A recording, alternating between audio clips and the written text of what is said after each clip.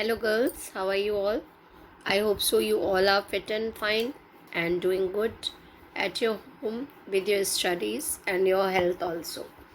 जैसा कि आप सब लोग जानते हैं कि कोविड इस समय अपने पूरे पैर फैला रहा है और हम सबको बहुत ज़्यादा एहतियात बरतने की ज़रूरत है अपने स्वास्थ्य को लेके, अपने हेल्थ को लेकर के। तो बिल्कुल भी बिना किसी ज़रूरत के घर से बाहर आप ना निकलें और बेटर होगा कि आप घर में अपनी पढ़ाई में मन लगाएं, क्योंकि लास्ट ईयर भी आपकी पढ़ाई, आपका अध्ययन, हमारा अध्यापन बाधित हुआ है। ऑफलाइन क्लासेस नहीं हो पाई हैं और इस साल भी अभी तो फ़िलहाल यही तस्वीर नज़र आ रही है। So please take very good care of your health. हम लोग अयोध्या सिंह उपाध्याय हरिऔध का चैप्टर पढ़ रहे हैं, पवन दूती का, और 8 पैराग्राफ मैंने उसमें आपके कंप्लीट कर दिए हैं। कोई क्लांता कृषक ललना खेत में जो दिखावे, धीरे धीरे परस उसकी क्लांतियों को मिटाना। जाता कोई जलद यदि हो व्योम में तो उसे ला, छाया द्वारा सुखित करना तप्त भूतांगना को। इतना मैंने आपको बता दिया था। पवन दूती का चैप्टर हम पढ़ रहे हैं। आज मैं इसका 9th पैराग्राफ शुरू करूँगी। इससे पहले कि मैं आपका चैप्टर शुरू करूँ, कुछ बच्चों को कन्फ्यूज़न है कि वो कैसी कॉपी बनाएं। हालांकि मैंने आपको अपने स्टार्टिंग के तीनों वीडियोस में बताया है कि आप एक लॉन्ग रजिस्टर बेटा बनाइए और उस लॉन्ग रजिस्टर में ही अपने नोट्स लिखने शुरू कीजिए। ईच एंड एवरी पैराग्राफ का नोट्स लिखिए। इसलिए लिखिए क्योंकि लिखना आपके लिए बोर्ड एग्ज़ाम में आपको सहायता प्रदान करेगा, आपके लिए हेल्पफुल होगा। क्योंकि हिंदी लिखने की आदत आपकी करीब करीब पूरी तरह से छूट चुकी है, क्योंकि वैसे भी जो इंग्लिश मीडियम वाले बच्चे हैं वो हिंदी बहुत कम लिख पाते हैं, उनकी प्रैक्टिस नहीं होती है। हिंदी जनरली आप घर में अलग से पढ़ते भी नहीं हैं, कम ही बच्चे पढ़ते हैं। इसमें कुछ किसी को अदरवाइज़ लेने की बात नहीं है, लेकिन ये फैक्ट है। तो क्लास में ही आप पूरी हिंदी लिखते थे और जब हम आपको लिखाते थे, लेकिन चूँकि इधर क्लासेस नहीं चल पाए हैं रेगुलर, तो आपकी आदत छूट गई है। इसलिए मैं आपसे यही कहूँगी कि आप ईच एंड एवरी पैराग्राफ को सुन करके उसके नोट्स खुद से लिखिए। जो भी पैराग्राफ टफ होगा और मुझे लगेगा कि आप उसकी व्याख्या नहीं लिख पाएंगे, मैं उसको आपको खुद डिक्टेट करूँगी, या फिर अगर मुझे लगेगा कि डिक्टेट करने से भी आप नहीं लिख पाएंगे तो मैं खुद उसके नोट्स आपको भेजूंगी, मैं प्रोवाइड करूंगी। इसके लिए आपको कोई भी टेंशन लेने की बिल्कुल भी ज़रूरत नहीं है। As you know me, I will take my responsibility and I will do it for you all. So there should be no confusion. कुछ बच्चे ये कह रहे थे कि उन लोगों ने एक कॉपी बना ली है, जिन बच्चों को हमने नहीं पढ़ाया, दूसरी मैम ने पढ़ाया। तो आप ने अगर वो फेयर कॉपी बनाई है तो आप उस फेयर कॉपी में भी इन नोट्स को कंटिन्यू कर सकते हैं। बट एक बार नोट्स लिखना शुरू करने के बाद उसमें कुछ भी इधर उधर का काम मत करिएगा। उसमें आप हिंदी पोयम के ही नोट्स या जीवनी लिखिएगा। Don't make it a rough copy. मैं आपको बार बार कॉपी बनाने को या रजिस्टर बनाने को, कॉपी और रजिस्टर दोनों इसलिए कह रही हूँ कि आई नो कि कुछ बच्चों को प्रॉब्लम हो सकती है। वैसे तो अभी मार्केट खुली है तो आपके लिए रजिस्टर लेना आसान होगा, लेकिन अगर आपको किसी भी तरह की कोई भी प्रॉब्लम फेस करनी पड़ रही है कि आप घर पे नहीं हैं, गांव पर हैं, नाना नानी या दादा दादी के पास हैं और आप नहीं प्रॉपर कॉपी बना पा रहे हैं, तो it's not a big deal बेटा। आपको एक फेयर कॉपी बनानी है और उसी में आपको काम करना है। अभी फ़िलहाल मैं आपको पोएम ही पढ़ाऊँगी, तो आप उसी कॉपी में कंटिन्यू करेंगे। तो there should be no confusion, no more confusion regarding the copies. जिन बच्चों ने फेयर कॉपी क्लास में बना ली थी, जैसे कि मैंने आपको बताया था स्टार्टिंग में B1 और B2 कि मैं कुछ लेक्चर्स ही ले पाई थी, B2 के 2 और B1 के 1, तो शायद बच्चों ने उस समय तक कॉपी नहीं बनाई हो। लेकिन अगर दूसरी क्लासेस में आर्ट्स के बच्चों ने या कॉमर्स के बच्चों ने कॉपी बना ली है तो वो उस कॉपी में भी लिख सकते हैं। आपको जो विक्टोरिया मैम ने पढ़ाया है वो भी फेयर पढ़ाया है, जो मैं पढ़ा रही हूँ वो भी फेयर ही पढ़ा रही हूँ। हम लोग कोई भी काम रफ नहीं कर रहे हैं, ये आपका फेयर टॉपिक्स ही चल रहे हैं बेटा। तो इसमें किसी भी तरह का कंफ्यूज मत होइए। और आराम से अपनी फेयर कॉपी में आप लिखिए। ठीक है, समझ में आ गया आपको? और अगर आपको नहीं समझ में आ रहा है तो आप एक न्यू कॉपी बना लीजिए और उसमें आप हिंदी के नोट्स जो मैं आपको पढ़ा रही हूँ वो आप लिखना शुरू कीजिए। जैसे जैसे आगे चैप्टर्स आएंगे मैं आपको खुद से बताते चलूँगी कि आपको क्या करना है। ठीक है ना? तो चलिए हम लोग फिर से वापस क्लास की ओर चलते हैं। ये मैंने आपको इसलिए बोला क्योंकि कुछ बच्चों को बार बार प्रॉब्लम हो रही थी, बच्चे मैसेज कर रहे थे या उनके फ़ोन आ रहे थे, नहीं समझ पा रहे थे। इसके अलावा जो बच्चे, एक चीज़ यहाँ पे और क्लियर कर दूँ कि जो बच्चे न्यू बैच में थे, 12th के नए बच्चे थे लास्ट ईयर जो, उनको भी शायद एक वीक मेरा वीडियो नहीं गया, as I was not having any idea कि आपका कोई न्यू बच्चों का भी ग्रुप है। तो मैं ओल्ड ग्रुप में ही मैं आपको वीडियोस भेज रही थी, लेकिन उनको भी मैंने लास्ट वीक तीनों वीडियोस भेज दिए हैं जिससे कि उन्हें कोई प्रॉब्लम ना हो। तो आई होप सो आप सारे बच्चे 8th पैराग्राफ तक पढ़ चुके होंगे, अपने नोट्स तैयार कर चुके होंगे। आइए अब हम लोग आज 9th पैराग्राफ पढ़ेंगे। उसके पहले मैं आपको थोड़ा सा रिकैप दे दूं कि हिंदी खड़ी बोली गद्य का जो प्रथम महाकाव्य है प्रिप्रवास, इससे उस प्रिप्रवास से ही इस पवन दूतिका नामक चैप्टर को या नामक पाठ को संकलित किया गया है, जो कि हमारी हिंदी के काव्य भाग में है। और इस महाकाव्य के जो रचयिता है वो श्री अयोध्या सिंह उपाध्याय हरिऔध जी हैं।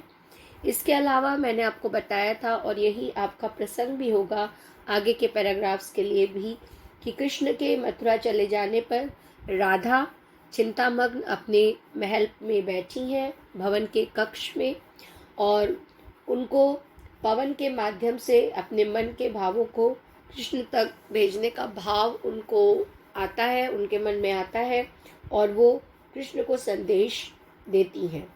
जब वो कृष्ण को संदेश देती हैं तो जैसा कि मैंने आपको 6th पैराग्राफ से बताया था, तो जब वो पवन से कहती हैं कि तुम दूत बनकर वहाँ जाना और मेरी बातें कहना, तो उन्हें मार्ग में चलते हुए लोकहित का भी उपदेश देती हैं।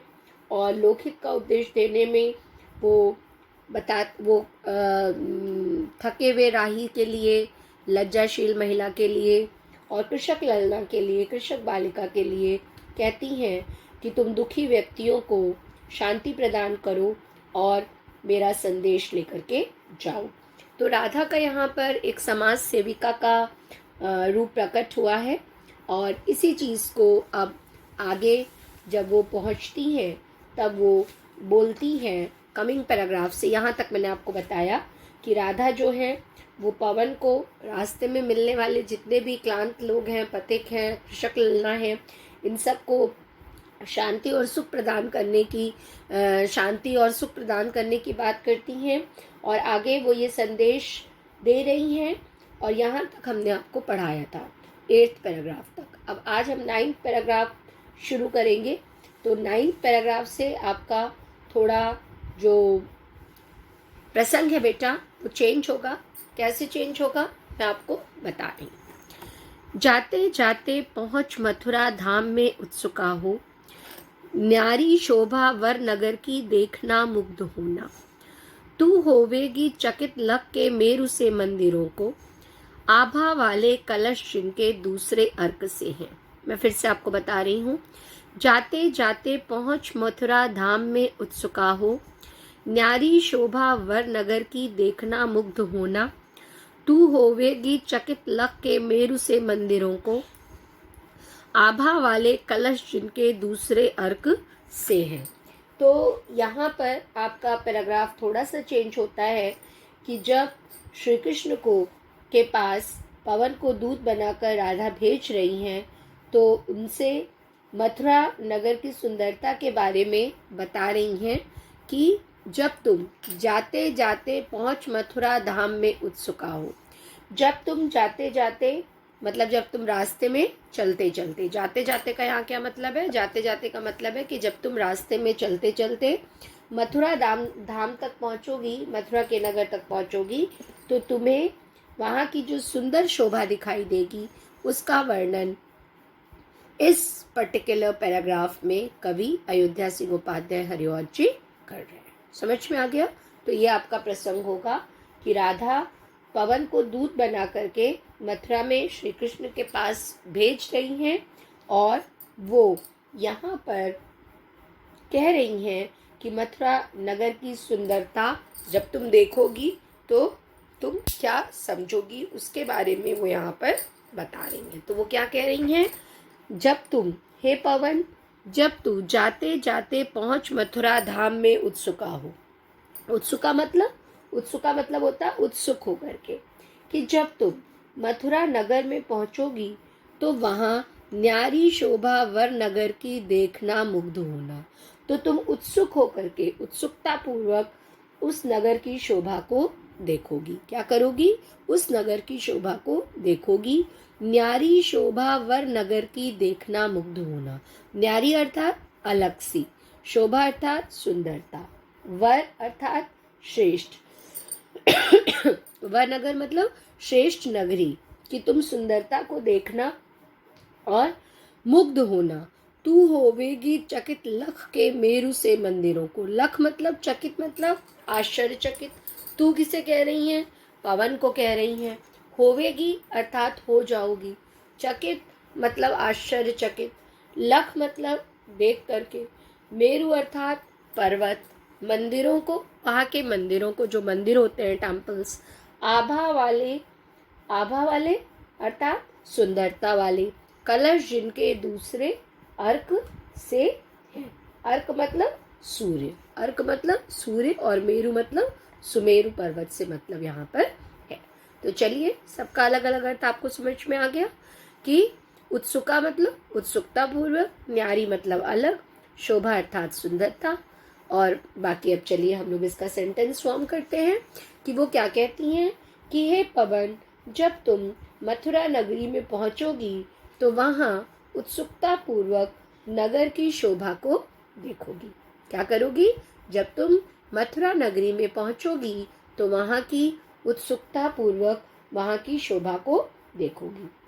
मथुरा एक बहुत भव्य नगरी है और वहाँ की शोभा देख करके तुम उससे अवश्य ही आकर्षित हो जाओगी या मुग्ध हो जाओगी। वहाँ के, तू होवेगी चकित लग के मेरु से मंदिरों को, जो वहाँ के ऊंचे ऊंचे मंदिर हैं, जो सुमेरु पर्वत की भांति ऊंचे हैं। किसकी तरह ऊंचे हैं, सुमेरु पर्वत की भांति ऊंचे हैं। तुम उनको देख करके आश्चर्यचकित रह जाओगी। और आभा वाले कलश जिनके दूसरे अर्क से हैं, उनके चमकते हुए जो कलश होंगे वो दूसरे सूर्य जैसे प्रतीत होते हैं। जो उनके आभा वाले कलश हैं वो कैसे प्रतीत होंगे, दूसरे सूर्य जैसे प्रतीत होंगे। मतलब मंदिरों के ऊपर जब आप ऐसे मंदिर देखते हैं तो आपने देखा होगा कि मंदिरों के टॉप में, मंदिरों का जो टॉप होता है उस पर क्या होता है, उस पर कलश रखे होते हैं। तो जब तुम उन मंदिरों के चमकते हुए कलश देखोगी तो वो तुम्हें दूसरे सूर्य की तरह प्रतीत होंगे। समझ में आ गया? आगे देखिए, देखे पूजा समय मथुरा मंदिरों मध्य जाना, नाना वाद्यों मधुर स्वर की मुग्धता को बढ़ाना, किवां लेके रुचिर तरुके शब्दकारी फलों को, धीरे धीरे मधुर रव से मुग्ध हो बचाना। फिर वो क्या कह रही हैं, फिर से बता रहे हैं, देखे पूजा समय मथुरा मंदिरों मध्य जाना, नाना वाद्यों मधुर स्वर की मुग्धता को बढ़ाना, किवां लेके रुचिर तरुके शब्दकारी फलों को, धीरे धीरे मधुर रव से मुग्ध हो बचाना। फिर वो क्या कह रही हैं कि जब तुम पूजा के समय मथुरा के मंदिरों में जाओगी तो तुम किस समय जाना। अब वो समय बता रही हैं कि तुम मथुरा के मंदिरों को जब तुम देखोगी तो देख करके तुम वहाँ तुरंत मत जाना, बल्कि किस समय जाना, देखे पूजा समय, जब पूजा का समय होगा उस समय तुम वहाँ जाना। जब उन मंदिरों में पूजा चल रही हो, पूजा हो रही हो, तब तुम वहाँ जाना। उस समय क्या होगा, नाना वाद्यों मधुर स्वर की मुग्धता को बढ़ाना। वहाँ पर नाना प्रकार के, नाना मतलब विभिन्न प्रकार के, और मधुर वाद्यों, वाद्यों अर्थात बाजे, वाद्यों अर्थात बाजे, जो वाद्य यंत्र होंगे उनको तुम मधुर स्वर की मुग्धता को बढ़ाना। आपको इतना पता होगा कि जब भी कोई वाद्य बजाया जाता है, जो भी बच्चे म्यूज़िक वाले होंगे इसमें, जिनका भी इंटरेस्ट होगा म्यूज़िक में या जिन्होंने कोई स्पेशली कोर्स किया होगा, तो उनको पता होगा कि जितने भी वाद्य यंत्र बजाए जाते हैं उसमें हवा का बहुत अधिक स्थान होता है। किसका स्थान? हवा का बहुत अधिक स्थान होता है। तो वो कह रही हैं, और यहाँ पे दूत कौन है? स्वयं हवा है, पवन है। तो वो क्या कह रही हैं कि तुम मंदिरों में नाना प्रकार के मधुर मधुर वाद्य यंत्र बज रहे होंगे, तो तुम क्या करना, जब तुम पूजा के समय वहाँ जाओगी, जब घरों में पूजा होती है, अभी नवरात्रि हुई तो हम लोगों के घरों में पूजा हो रही थी, या अभी रोज़े चल रहे हैं तो नमाज पढ़े जा रहे होंगे, है ना। तो और भी वाद्य यंत्रों का यूज़ होता है, हर धर्म की पूजा में होता है। तो जो भी वाद्य यंत्र बजते हैं उसमें हवा का प्रयोग होता है। तो वो क्या कह रही हैं पवन से राधा, और कौन कह रही हैं? श्रीमती राधिका। क्या कह रही हैं कि जब तुम मथुरा के मंदिरों के बीच में जाओगी तो तुम पूजा के समय वहाँ पर जाना, तब तुम देखोगी कि उन मंदिरों में नाना प्रकार के, विभिन्न प्रकार के वाद्य यंत्र बज रहे होंगे। तो तुम क्या करना, वहाँ जाकर के उन मनोहर स्वरों के माधुर्य को और अधिक बढ़ा देना। नाना वाद्यों मधुर स्वर की मुग्धता को बढ़ाना, तुम उन मधुर स्वरों को और अधिक बढ़ा देना। जो नाना वाद्य चल रहे होंगे उनके मधुर स्वर को तुम और अधिक जो है वो बढ़ा देना। ठीक है, समझ में आ गया? फिर देखिए, कि वहाँ लेके रुचिर तरु के शब्दकारी फलों को धीरे धीरे मधुर रव से मुग्ध हो बजाना। या तुम क्या करना, या वो क्या कह रही हैं कि वहाँ लेके, कि वहाँ मतलब या, फिर कि वहाँ शब्द मतलब या, कि वहाँ मतलब या तुम क्या करना कि किसी वृक्ष के बजने वाले फलों को, रुचिर तरु के शब्दकारी फलों को, कोई ऐसा यदि तुम्हें वृक्ष मिल जाए जिसमें बजने वाले फल हों, तो उनको हिला हिलाकर मधुर स्वर से तुम क्या करना, धीरे धीरे मधुर रव से मुग्ध हो बजाना। कि समझिएगा इसको, इस पैराग्राफ को ध्यान से समझिएगा कि वो क्या कहती हैं कि एक तो तुम मंदिर में जब जाओगी तो उस समय जाना जब पूजा चल रही हो। क्या कह रही हैं कि तुम मंदिर में उस समय जाना जब पूजा चल रही हो। दूसरा, तुम वाद्य यंत्रों पे अंदर जाना और उसकी मधुरता को बढ़ाना। या फिर तुम क्या करना, तुम ऐसे वृक्ष को ढूंढना जिस पर कि ऐसे फल लगे हों जो कि शब्द करते हों, और तुम किसी वृक्ष के बजने वाले फलों को हिला हिलाकर मधुर ध्वनि करते हुए उस पूजा में अपना योगदान देना। धीरे धीरे मधुर रव, रव मतलब शोर होता है, लेकिन यहाँ रव मतलब होता है शोर, ध्वनि। रव मतलब होती है आवाज, या रव का मतलब शोर भी होता है, लेकिन यहाँ पर मधुर ध्वनि से, मधुर रव से मुग्ध हो बजाना। कि तुम किसी वृक्ष के, या फिर तुम क्या करना कि किसी वृक्ष के बजने वाले फलों को हिला हिला कर मधुर ध्वनि करते हुए उस पूजा में अपना योगदान कर। ठीक है, तो आज मैं आपको ये 2 पैराग्राफ ही पढ़ा रही हूँ, क्योंकि यहाँ से आपका, यहाँ पर उन्होंने मथुरा नगरी का वर्णन किया है और इसमें मथुरा के मंदिरों का वर्णन किया है, और फिर इसके बाद वो श्री कृष्ण का वर्णन नेक्स्ट पैराग्राफ से करेंगी, तो वो मैं आपको नेक्स्ट वीडियो में लूँगी। ये 2 पैराग्राफ्स आप अच्छे से वीडियो देखिए और लिखिए, और मैं आपको इसमें काव्यगत सौंदर्य भी बता दे रही हूँ कि यहाँ पर मथुरा नगरी का, और मथुरा, जब ये पैराग्राफ अगर मान लीजिए आपको लिखना है अर्थ बोर्ड एग्जामिनेशन में, तो आप लिखेंगे मथुरा के मंदिरों का वर्णन है, और यहाँ पर मथुरा नगरी का वर्णन है, और नेक्स्ट पैराग्राफ में मथुरा के मंदिरों का वर्णन है, इसमें भी मथुरा के मंदिरों का वर्णन है। ठीक है, और खड़ी बोली का प्रयोग है। छंद कौन सा है? छंद जो है वो मंद क्रांता है, और पवन का क्या किया गया है? पवन का मानवीकरण इसमें किया गया है। ठीक है, क्या किया गया है? पवन का मानवीकरण। तो कौन सा अलंकार है? पवन का मानवीकरण किया गया है, तो मानवीकरण अलंकार है। धीरे धीरे में अनुप्रास अलंकार है, यहाँ मथुरा मंदिरों में भी अनुप्रास अलंकार है। ठीक है, समझ में आ गया? ओके, तब तक अब इन 2 पैराग्राफ्स को आप लिखिए, फिर आगे के पैराग्राफ्स हम आपको नेक्स्ट वीडियो में बताएंगे। इसके साथ ही आपको बीच में अब मैं आपको नेक्स्ट वीक से कुछ नोट्स भी देना शुरू करूँगी ग्रामर के, ताकि मीनवाइल आपका ग्रामर पोर्शन भी बेटा तैयार हो जाए और आप सब चीज़ों को अपनी फेयर कॉपी में नोट करिए, ठीक है। और जब तक कि बहुत ज़रूरी ना हो अपने घरों से बाहर मत जाइए, क्योंकि आप देख रहे हैं कि बाहर बहुत ही एक तरह से डरावना माहौल है। मैं आपको डरा नहीं रही हूँ, लेकिन सावधान ज़रूर कर रही हूँ।